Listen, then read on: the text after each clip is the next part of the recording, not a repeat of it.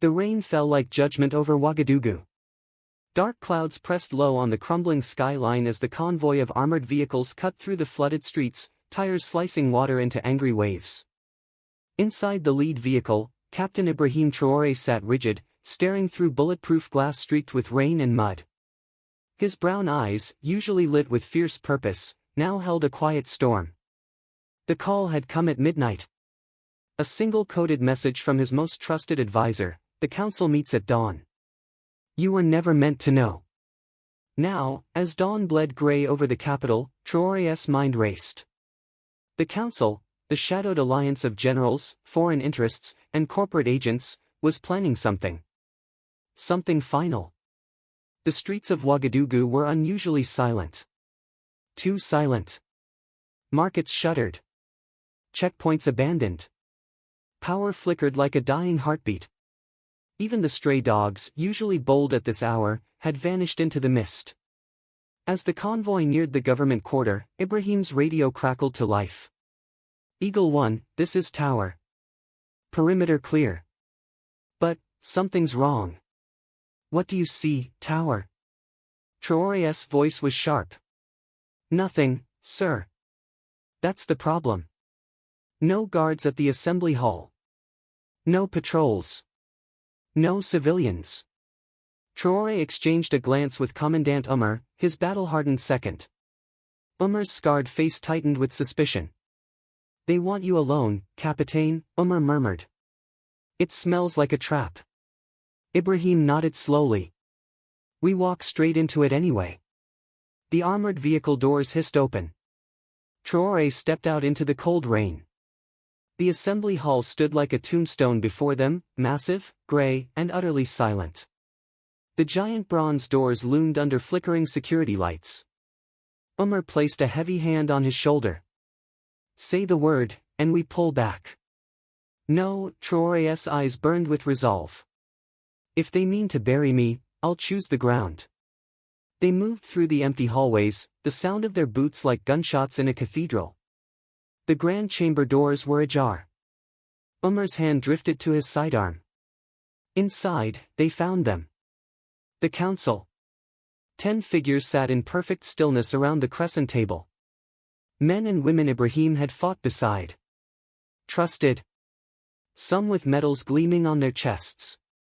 Others with foreign insignia stitched subtly onto dark suits. All eyes locked on him as he stepped inside, rainwater dripping from his uniform. At the head of the table, General Konate, the oldest and most decorated, rose. His once proud face had hardened into granite. Captain Traoré, Konate's voice was cold, formal, deadly. We summoned you because you have become a liability. A faint tremor passed through the room. The accusation hung like poison gas. Umar stiffened, hand tightening into a fist, but Traoré remained calm. His gaze swept the faces of the council. No smiles. No allies. Only the cold certainty of men who had already made their decision. I have delivered security, Traoré said evenly. I have returned dignity to Burkina Faso. I have removed foreign parasites and restored faith to our people. And yet you ignore our advice, another councillor spat. You refuse deals that would bring millions in foreign aid. You embarrass us before our partners. I refuse to sell my nation's soul for breadcrumbs, Traoré shot back. The room pulsed with tension. A bead of sweat rolled down Umar's temple. Konate's hand tapped an envelope against the table. Slowly, deliberately, he slid it toward Ibrahim. Inside is your resignation, Konate said. Sign it. Step down quietly. You will be permitted to live, somewhere far from here. The silence that followed was suffocating. Umar's hand twitched near his holster. Traoré didn't move. His fingers traced the envelope slowly. And then his face went blank. Emotionless. Eyes dark and bottomless. Every flicker of passion, every glint of rebellion vanished in an instant. It was as if the soul of Ibrahim Traoré had left the room. The council members shifted uncomfortably. Even Konate, who had faced warlords and mercenaries, faltered. The absence of reaction unsettled them more than rage would have. Umar whispered, "Capitaine." But Traoré did not answer. Not yet. Not until he decided whether this would be the day he died, or the day he made them wish they had killed him already. The air crackled as the doors behind them creaked shut with a final, echoing thud. The silence had become a living thing. It coiled through the assembly hall like smoke, suffocating and inescapable. Umar stood poised, eyes flicking between the heavy oak doors and the cold, expressionless mask of his commander. The council waited, expecting fear, pleading, surrender. They got none. Traoré finally moved. Slowly, he pushed the envelope back toward Konate without breaking eye contact. The soft scrape of paper on polished wood sounded like thunder in the dead room. "I do not resign," he said calmly. A stunned breath caught in the throats of half the council. Konate's face darkened. "You misunderstand your position, Captain. This is not a debate." Traoré took a step closer. "No, you misunderstand. I came here knowing you planned betrayal. I counted the guards missing from their posts. I know who ordered their withdrawal."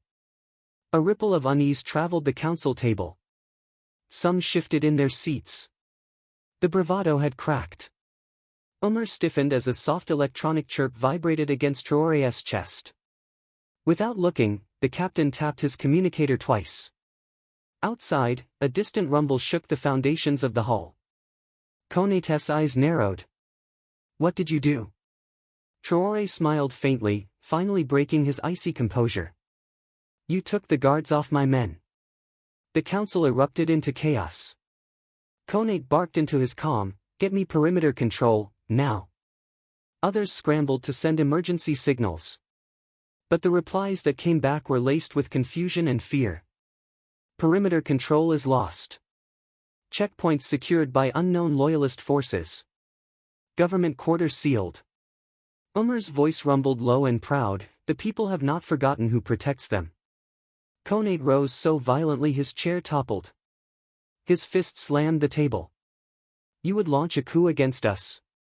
Traoré didn't flinch. "No, General. You launched the coup. I simply refuse to die quietly." The room froze again. The weight of what was unfolding became clear to everyone at once. The council had underestimated him. They had viewed him as a soldier, not a strategist. They had forgotten that he had survived jungle ambushes, foreign mercenary assassins, and intelligence agencies far craftier than they. Traoré walked around the table slowly, his boots clicking with sharp finality. To the foreign agents hiding behind the council's cloak, "I know your names," he said softly, eyes burning into the foreign-suited figures who had paled visibly. "You will leave this country today. You will leave my people today." One of the foreign counselors, an American with a thin scar under his left eye, leaned forward, sneering with forced calm. "If you do this, Captain, you isolate Burkina Faso. You lose your military aid, your foreign investment, your friends." Traoré's reply was ice-cold, "I have 7 million friends. They walk the streets of this country every day." Umar chuckled darkly from the shadows. The American clenched his jaw. "You won't survive this. I've heard that before." Suddenly the side doors burst open. Armed soldiers in dark green uniforms with no insignias swept into the chamber, rifles ready but pointed down. Traoré's personal guard, the Wolves. Hardened veterans, utterly loyal. The council stood as one, shocked at how completely the ground had shifted beneath them. Konate stared at Traoré as if seeing him for the first time. Not just a captain. Not just a revolutionary. A man who had taken the game board and flipped it in a single stroke. "Are you threatening us with force?" Konate whispered. Traoré's face hardened. "No. I'm offering you a choice. Step down peacefully. Announce your resignations before the sun sets. Or resist, and you won't walk out of here." The wolves raised their rifles ever so slightly. The air in the chamber turned to stone. Finally, Konate sagged back into his chair, the weight of defeat pressing down on his proud shoulders. One by one, the counselors began to lower their eyes, their resistance broken, not by bullets, but by the iron will of one man standing alone against them. Outside, the first rays of sunlight pierced through the storm clouds over Ouagadougou. The city was waking, unknowing of how close it had come to catastrophe. But Ibrahim Traoré knew. And so did they. This was far from over. The council's withdrawal would only buy time. Foreign powers, mercenaries, and traitors would regroup. The next move was coming. And as he turned to leave the chamber, his voice was barely above a whisper but sharp as steel. Tell them. Tell them I am still here. The door slammed shut behind him. The streets were no longer silent. As Traoré stepped out of the assembly hall, a surge of tension rippled through the city. Crowds were gathering at intersections. Men with radios whispered urgently at corners. From the rooftops, loyalist snipers kept a cold watch for any movement that didn't belong. Umar fell into step beside him, eyes constantly scanning. Capitaine, we've won the chamber. But the real war starts now. Traoré nodded grimly. They will come for me before sunset. I know. An unmarked armored vehicle screeched to a halt. The door swung open and a young woman in combat fatigues jumped out. Her name was Mariam, Traoré's intelligence officer, and one of the sharpest minds in his inner circle. She wasted no time. Sir, we intercepted transmissions. The foreign agents you expelled have activated Plan B. There's a kill order on you. A multi-team operation. Paid mercenaries, special contractors, elite. Umar spat. Cowards. Traoré's face remained stone. Let them come. Mariam handed him a tablet. A satellite map of Ouagadougou glowed under the morning sun. Red dots were scattered across the city. They've infiltrated, Mariam whispered. Multiple entry points. They're hunting you as we speak. Traoré stared at the map for several long moments. Then, with slow precision, he tapped 3 red dots. Here. Here. And here, he said. They'll bottleneck around the presidential compound. They think I will run there for safety. Umar shook his head. Then where do we go? A thin smile crossed Traoré's lips. We stay mobile. We do not run. We hunt them. They vanished into the labyrinthine streets, convoy abandoned, security detail minimal. It was not a flight. It was a challenge. A deadly chess match between predator and prey where the lines blurred. The first attempt came within the hour. A white van careened around a corner, doors flying open. 4 masked gunmen with suppressed rifles emerged in perfect military coordination. Civilians screamed and scattered. The gunmen moved fast and without hesitation, straight toward Traoré and his 2 bodyguards. Umar reacted first. The crack of his pistol echoed through the tight alley as the lead mercenary fell backward, shot clean between the eyes. Mariam yanked Traoré behind a vendor stall as bullets tore through stacks of fruit and shattered glass. Traoré crouched low, breathing steadily as chaos erupted.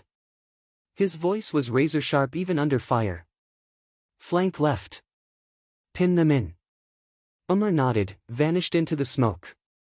Seconds later came the sharp bark of gunfire, then silence. When the dust cleared, 3 lifeless bodies lay sprawled on the asphalt. The 4th had fled. Mariam's hands trembled slightly as she reloaded. They're not amateurs. Traoré stood, brushing debris from his uniform. Neither are we. The pursuit didn't stop. As they moved between safe houses and abandoned buildings, more teams emerged. A sniper round missed Traoré by inches near the old post office. 2 motorbikes tailed them through the market district. Umar calmly disabled both with precision shots to the engines. By late afternoon, Ibrahim had counted at least 7 assassination attempts. Every time, they slipped away with surgical discipline, bleeding the enemy's morale. But it was taking a toll. His coat was ripped. His face bore a fresh bruise where a collapsing wall had nearly crushed him. Sweat ran in rivers beneath his collar. Still, his mind never wavered. Each failed attempt taught him more. Each mistake by the mercenaries narrowed down their command structure. Miriam intercepted another transmission. Her face went pale. "Sir, final team inbound." "It's them." Traoré's brow furrowed. "Who?" She hesitated. "Les Ombres. The Shadows. Black Ops assassins. They leave no survivors. They were used in Mali and Libya. No photos. No records. Only bodies." Umar cursed under his breath. "They sent ghosts after you." Ibrahim tightened his grip on his sidearm. His face, for the first time all day, showed the faintest flicker of emotion, cold fury. "They sent ghosts," he repeated slowly, "but they forgot. I have already walked through death." The streetlights began to flicker on as the sun dipped behind the horizon. The final confrontation was coming. As the trio disappeared down a narrow alley into the heart of the old city, Umar's deep voice rumbled quietly. "They will not expect us to stand and fight." Traoré's reply was soft and absolute. "Then that will be their last mistake." The city's heart was a maze of crumbling alleys, abandoned tenements, and memories of old rebellions. Here, walls wore the scars of gunfire from battles fought decades earlier. It was the perfect place for a last stand, or a burial. Night fell heavy over Ouagadougou. Ibrahim Traoré, Umar, and Miriam crouched in the darkness of a derelict colonial warehouse. Cracked windows stared like hollow eyes into the street. A single weak bulb swung above them, casting long, broken shadows. Miriam checked her rifle with shaking fingers. "Sir, no backup is coming." Umar checked his watch. "Their window is short. If they don't kill you tonight, they fail." Traoré moved to the shattered window and peered into the gloom beyond. The empty street was silent, but he could feel it, the tightening noose. The scent of danger was thick in the air, metallic like blood before a storm. He turned back to his comrades, his voice low but unbreakable. "They're watching the main entrance," he said. "But they won't rush. Not yet. They'll cut off escape, make us panic. Wait until exhaustion turns fear into mistakes." Umar chuckled darkly. "They underestimate how stubborn we are." Miriam whispered, "We can still slip out through the drainage tunnels." Traoré shook his head. "No. Running would tell them they've already won." He let that hang in the air. Miriam swallowed hard, nodding. Minutes stretched into an hour. The night grew colder. And then, it happened. The bulb above them flickered once, twice, and died. Darkness swallowed the room. Miriam cursed under her breath, raising her rifle.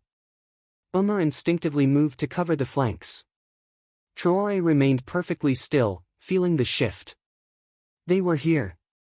Silent as a falling shadow, the first assassin slipped through the side window, landing without a sound. His silhouette barely registered against the darkness. Then another, then two more. They moved like wraiths, their black armor blending into the gloom.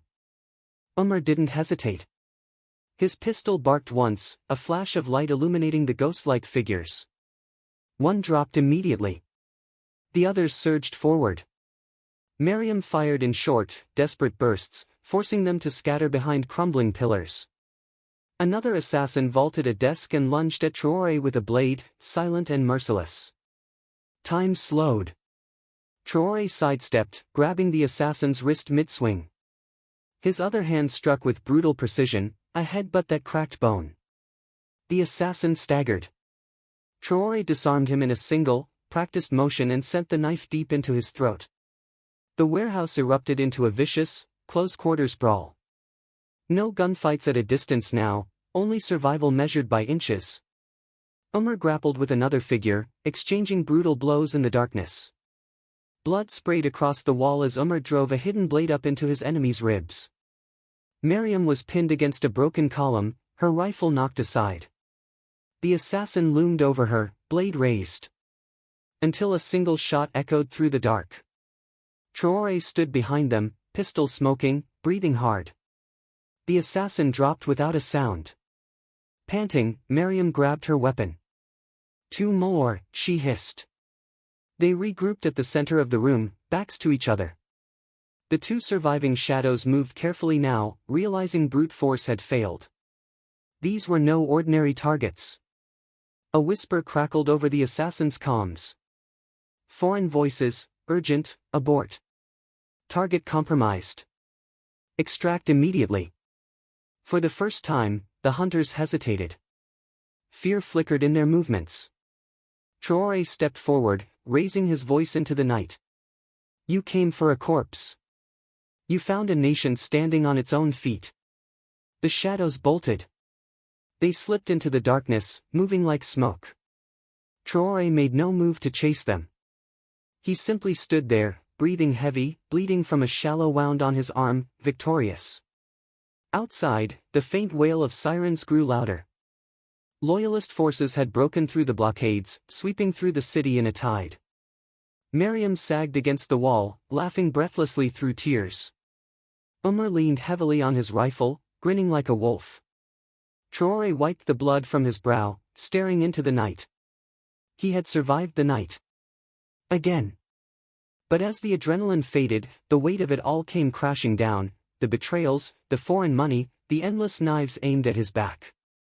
He thought of his mother, who once told him as a boy, strength is not the man who wins the first fight.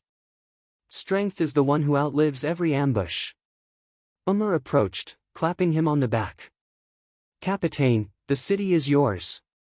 Traoré didn't smile. His face remained carved from stone. No, he said quietly. It belongs to the people. It always did. The rain started again, soft at first, then heavier, washing the blood from the broken stones. Traoré stepped into the storm, raising his eyes to the shattered sky. Somewhere out there, new enemies were already plotting. But tonight, they had learned a terrible truth. Ibrahim Traoré would not fall. He would not run. He would outlast them all. And the world would remember the night they tried to erase him, and failed. Dawn came reluctantly. The city awoke slowly, cautiously, as if afraid of what the new day would bring. But the skies had cleared, and golden light spilled over the rooftops of Ouagadougou, washing away the blood, the smoke, and the fear. In the presidential compound, a hastily assembled emergency council had gathered. The room buzzed with conflicting emotions, relief, disbelief, anger. Ibrahim Traoré stood at the center, sleeves rolled up, a bandage wrapped tightly around his arm. His uniform was still damp from the rain, blood and mud staining the fabric. Yet he stood straight, unshaken, his presence commanding every eye in the room. Umar and Miriam flanked him silently. They were exhausted, grim, and utterly loyal. The three of them had survived the unthinkable. General Konate had been arrested earlier that morning. So had 3 other counselors. The foreign operatives who had escaped into the night had already become ghosts, vanishing into safe houses or slipping across borders. But their network had been exposed. Traoré's voice cut through the room like a blade. Let this be understood, Burkina Faso will not kneel. Not to foreigners, not to corrupt generals, not to anyone who places their interests above the people. The silence was absolute. No one dared interrupt. The council has been dissolved. Effective immediately. A new transitional assembly will be chosen by the people. Soldiers will return to barracks. The era of puppet masters behind closed doors is over. There were murmurs of disbelief, then cautious nods. Even the most hardened skeptics knew now, this man could not be bent or broken. One diplomat, pale and sweating, spoke up hesitantly. Captain. President, if you do this, you'll face sanctions. Isolation. You will have no friends abroad. Traoré stared at him, unblinking. I have friends, he said quietly, in every village, every market, every farm. I walk among them. They know who stands with them when others offer only promises and chains. A heavy pause settled over the room. For the first time, the diplomats and advisors fully grasped what had happened. They had tried to force Ibrahim Traoré into exile or death. Instead, he had turned their weapons against them. He had won not just by surviving, but by exposing them. By staying. Miriam leaned in, whispering into Traoré's ear. The crowds, they've gathered. Traoré nodded. I expected they would. The three of them walked slowly through the long, sunlit corridors toward the balcony overlooking Independence Square. Umar's boots thudded heavily beside him, Miriam's fingers clenched tightly around the railing as they emerged into the blinding sunlight. And then they saw them. Tens of thousands. The entire square, the streets beyond, the rooftops, all were packed with people. Old women clutching prayer beads. Farmers still wearing straw hats. Young students waving makeshift flags. Veterans in worn fatigues standing shoulder to shoulder with school children. A single voice shouted first. Ibrahim. Then another. Ibrahim. Ibrahim. The chant spread like wildfire, shaking the ground itself. Ibrahim. Ibrahim. Traoré stood frozen for a moment, overcome by the enormity of it. The people had come. Not for a party. Not for power. For a man who had stood between them and the vultures. He raised a single hand. The roar doubled. But then, slowly, he lowered it and motioned for silence. The crowd quieted, a ripple of anticipation washing through them. He spoke without a microphone, yet his voice carried. I am not a king. I am not a savior. I am your brother. Your son. Your servant. A hush. Absolute stillness. I did not survive last night because I am the strongest. I survived because you stood with me. Because the people of Burkina Faso refused to let our country fall. I will fight for you as long as I draw breath. And when my time comes, another will rise. Because they cannot kill us all. They cannot silence us all. For a second, the square stood frozen. Then the wave of sound came back like an avalanche, cheers, tears, fists raised high in the air. Miriam wiped her eyes. Umar stared blankly at the horizon, fighting the lump in his throat. Traoré stood still, eyes scanning the crowd, reading the faces. He knew this was not the end. The foreign powers would be back. The oligarchs would regroup. The assassins would reload. But now they knew something terrifying. His enemies had looked into the abyss expecting to see a broken man.